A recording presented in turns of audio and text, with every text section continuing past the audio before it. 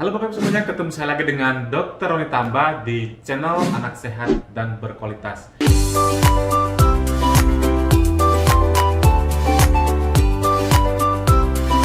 Apa kabarnya Bapak Ibu semuanya? Saya mendoakan agar kita selalu sehat dan putra-putri kita juga bisa bertumbuh dan berkembang sesuai dengan potensi genetiknya.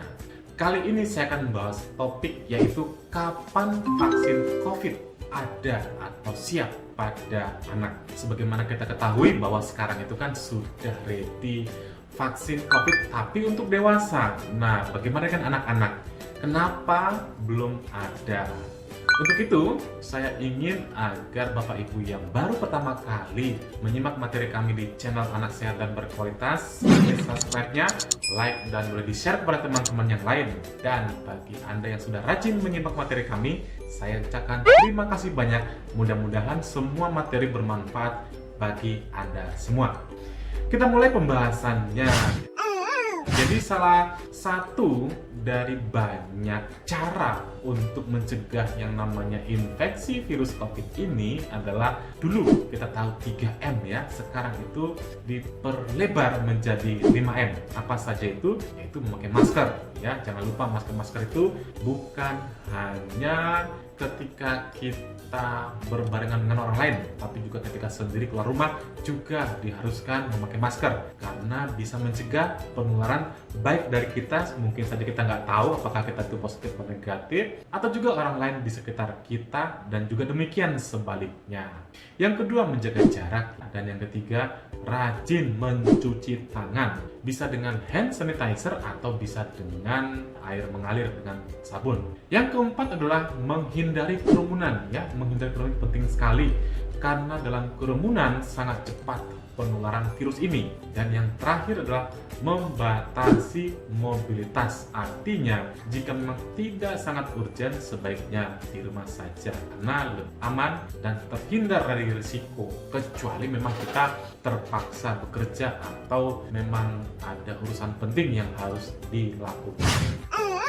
Selain 5M ini ada lagi cara untuk mencegahnya, yaitu istirahat yang cukup. Karena istirahat yang cukup bisa meningkatkan sistem imun kita.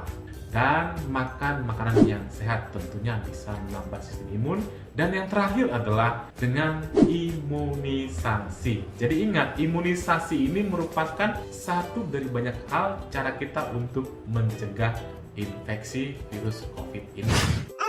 Apa itu imunisasi? Jadi imunisasi adalah usaha tubuh kita untuk merangsang yang namanya pembentukan antibodi. Melalui apa? Melalui vaksin. Jadi vaksin ini dianggap sebagai antigen, benda asing yang akan masuk ke tubuh kita, yang nantinya itu diharapkan tubuh kita menghasilkan antibodi atau zat kekebalan.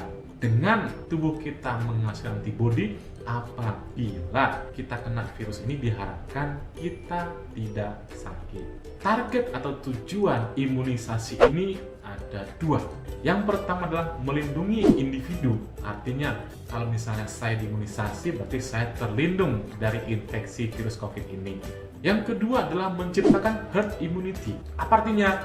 Herd immunity adalah kekebalan komunitas. Artinya, apabila misalnya dalam satu kelompok masyarakat banyak yang diimunisasi, bisa 70-80%, artinya itu akan melindungi orang-orang yang memang tidak diimunisasi dengan alasan khusus. Misalnya seseorang lagi hamil, atau seseorang dengan sistem imun yang rendah, misalnya HIV atau kanker dalam pengobatan. Nah, hal ini tentu tidak bisa diimunisasi. Nah, siapa yang menjaga mereka? Yang menjaga mereka adalah kita-kita ini yang diimunisasi. Jadi itu namanya herd immunity atau kekebalan komunitas. Jadi kalau misalnya dalam suatu komunitas banyak orang yang tidak diimunisasi, maka herd immunity ini tidak akan tercapai. Jadi bagi Anda nanti ke depannya kalau sudah ada jadwal vaksin COVID ini, yuk sama-sama mensukseskan agar tercipta herd immunity,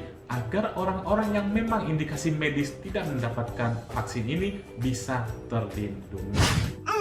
Yang berikutnya adalah bagaimana dengan vaksin COVID-19 ini atau vaksin COVID-19 ini.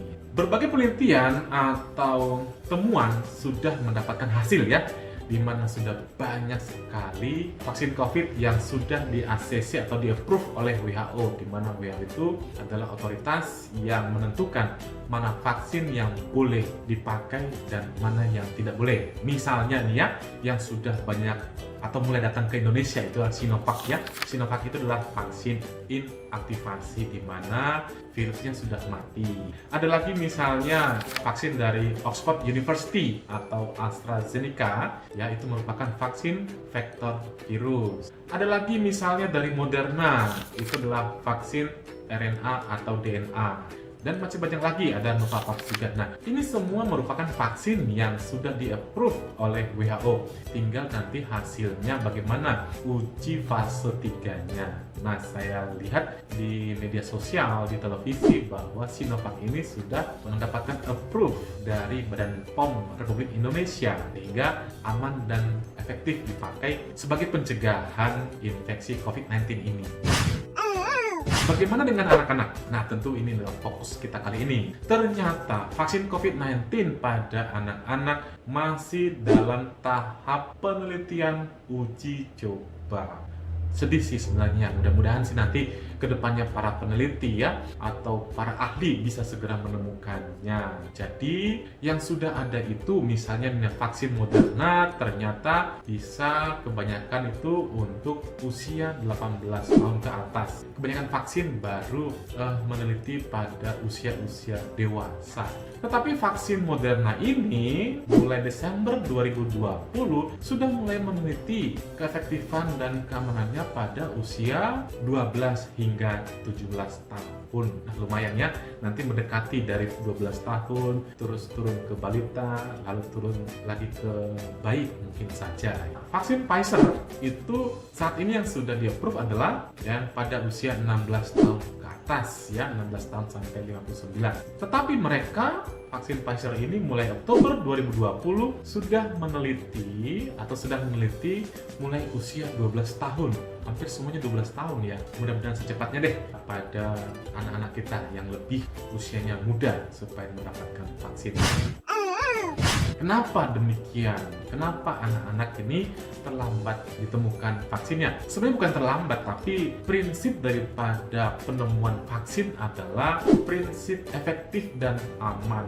Jangan sampai disuntikan bermasalah. Untuk itu butuh yang namanya waktu berbulan-bulan. Bahkan sebenarnya butuh waktu bertahun-tahun. Dari mulai penelitian sampai di-approve itu butuh waktu bertahun-tahun. Tapi khusus untuk COVID-19 ini banyak percepatan yang dilakukan. Banyak ahli mengatakan bahwa vaksin COVID-19 ini baru akan ready diberikan anak-anak kepada anak-anak maksudnya ya, itu pada akhir tahun atau di atas bulan Agustus. Wah, berarti lama ya, kira-kira 7 atau 8 bulan lagi. Kenapa demikian? Alasannya ternyata bahwa prioritas usia yang paling banyak terkena dan yang paling fatal kasusnya adalah dewasa, sehingga mereka dipercepat penelitiannya. Dan yang berikutnya adalah alasannya sistem imun anak itu berbeda dengan dewasa. Anak-anak itu lebih hipersensitif imunnya.